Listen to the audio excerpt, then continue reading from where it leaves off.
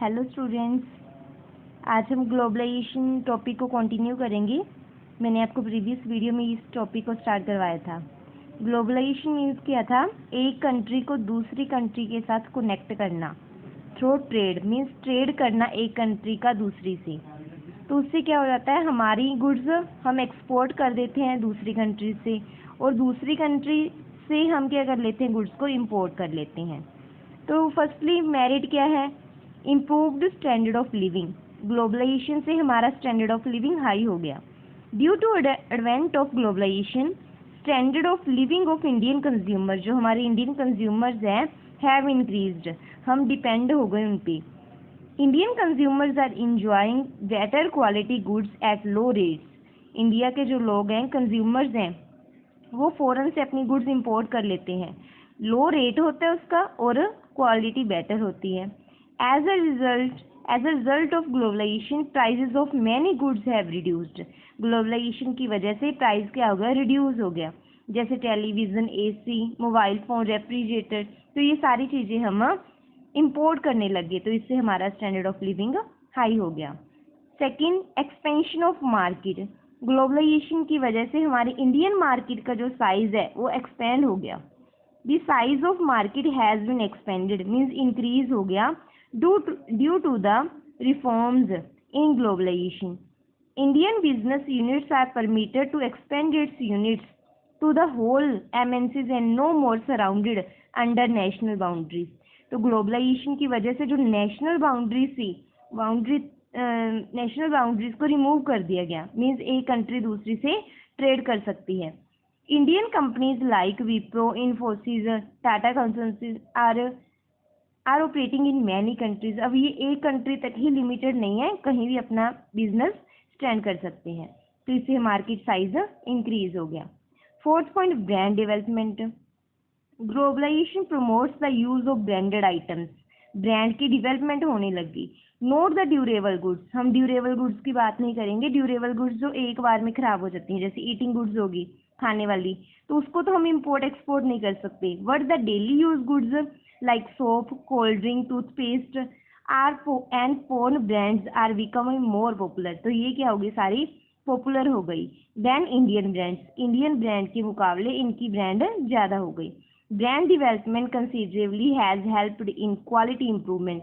तो हमारी जो इंडिया की मार्केट थी, उनको देख के उन्होंने भी क्या किया? क्वालिटी को इम्प्रूव करना स्टार्ट कर दिया, तो इससे हमारी इंडिया की भी डेवलपमेंट होने लगी।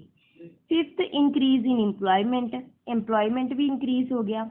Many avenues of employment has been opened of globalization. Globalization की वजह से बहुत सारी एम्प्लॉयमेंट बढ़ी। Foreign companies are establishing their trading units in India. जो फॉरेन की कंपनीज थी वो हमारी इंडिया में आके सेटअप हो गई, जिसकी वजह से एम्प्लॉयमेंट बढ़ गई और एम्प्लॉयमेंट मिलने लगी। For example, many Indians are employed in foreign companies. जैसे कि जो फॉरेन की कंपनीज हैं उनमें काम करते हैं हमारे इंडियन वर्कर्स, तो उससे एम्प्लॉयमेंट इंक्रीज हो गई। Sixth, development of capital market. हमारी कैपिटल मार्केट की भी डेवलपमेंट होगी, वो भी एक्सपेंड हो गई। Seventh, increase in foreign exchange reserve. जो हमारे पास रिजर्व था वो भी बढ़ गया फॉरेन एक्सचेंज रेट का। There has been a substantial increase in the forex reserve because of globalization. जो हमारा फॉरेन करेंसी का रिजर्व था वो भी इंक्रीज हो गया। पहले कितना था? 4388 करोड़ था, अब कितना हो गया?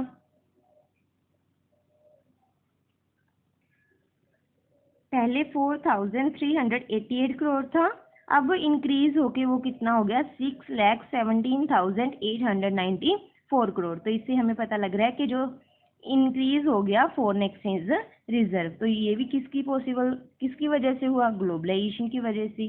Development of service centre. Service centre is also expanding due to reforms adopted under globalization. Tremendous improvement has been witnessed in various services like telecommunication, insurance, banking। तो ये भी सर्विसेज क्या हो गई? हमारी कंट्री में इंक्रीज हो गई। Next, ninth point, increase in foreign trade. तो ऑब्वियसली ग्लोबलाइजेशन है, तो इससे फॉरेन ट्रेड भी क्या हो गया? इंक्रीज हो गया। पहले 53% था, अब कितना हो गया? 60%। और 2003-04 में इंक्रीज हो गई, कितना हुआ? 80%। तो फॉरेन ट्रेड बढ़ गया। 10th, increase in foreign investment में भी इंक्रीज हो गया।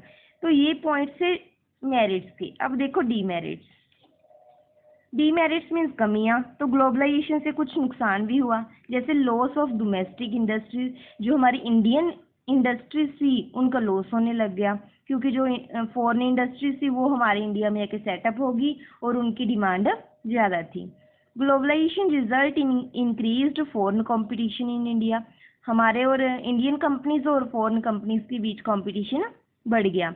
India units have to compete with foreign industries, but consequently Indian falls due to low cost of foreign goods and better quality। पर हमारी इंडिया की companies थी उनका लॉस हो गया, क्योंकि जो फॉरेन गुड्स थी उनकी कॉस्ट लो थी बट क्वालिटी गुड थी, तो उसकी वजह से हमारी डोमेस्टिक इंडस्ट्रीज का लॉस होने लग गया। Second, demonstration effect. Demonstration effect मतलब फाइनेंशियल और इकोनॉमिक क्राइसिस, तो ये भी बढ़ गया क्योंकि मनी में कमी आने लगी। देखो, demonstration effect has increased among the Indian consumer because of easy available of goods. क्योंकि जो फॉरेन गुड्स थी वो हमारे इंडियन कंज्यूमर्स को आसानी से मिलने लगी, तो इससे हमारा फाइनेंशियल लॉस होने लग गया और इकोनॉमिक लॉस भी होने लग गया। Third point, dominance of foreign industries means जो पावर थी वो सारी कौन लेके गया? फॉरेन इंडस्ट्रीज की तरफ। Foreign companies has enlarged their market shares due to globalization. जो मेन शेयर था वो सारा फॉरेन इंडस्ट्रीज लेके गई। For example, in India larger share of cold drink market is controlled by Pepsi and Coke. ये Pepsi and Coke है जो foreign companies का है, ठीक है, तो ये ज़्यादा शेयर हमारी इंडिया में इन दोनों कंपनीज की तरफ है, तो इसकी वजह से डोमिनेंस इफेक्ट भी बढ़ गया। फोर्थ, इंक्रीज इन इनइक्वालिटी, ठीक है, भेदभाव बढ़ गया, इनइक्वालिटी हो गई। Many MNCs and big business house has been benefited through the globalization, which are resulted in inequality। जो मल्टीनेशनल कंपनीज थी उनका प्रॉफिट ज़्यादा हुआ बट इंडियन का कम हुआ। स्मॉल एंड विलेज इंडस्ट्रीज, जो छोटी इंडस्ट्रीज थी उनका लॉस होने लग गया, तो इसकी वजह से इनइक्वालिटी इंक्रीज होगी, तो ये भी कमी है। अनएम्प्लॉयमेंट, अब अनएम्प्लॉयमेंट भी हो गई। देखो, Indian companies used imported capital intensive technology. हम क्या करने लगे, इंडियन कंपनीज वाले फॉरेन जो मशीनरी थी, कैपिटल इंटेंसिव टेक्नोलॉजी थी, उसका यूज़ करने लग गए, जैसे कि कंप्यूटर हो गया, ऑटोमेटिक टेक्नोलॉजी होगी, तो उसकी वजह से अनएम्प्लॉयमेंट बढ़ गई, क्योंकि जो मशीनरी है वो 10 जनों का काम अकेला कर देती है, तो उसकी वजह से अनएम्प्लॉयमेंट इंक्रीज हो गई। तो ये थी मेरिट्स और डीमेरिट्स ऑफ ग्लोबलाइजेशन से। आपने लर्न भी करना है और राइट भी करना है। Okay, thank you students.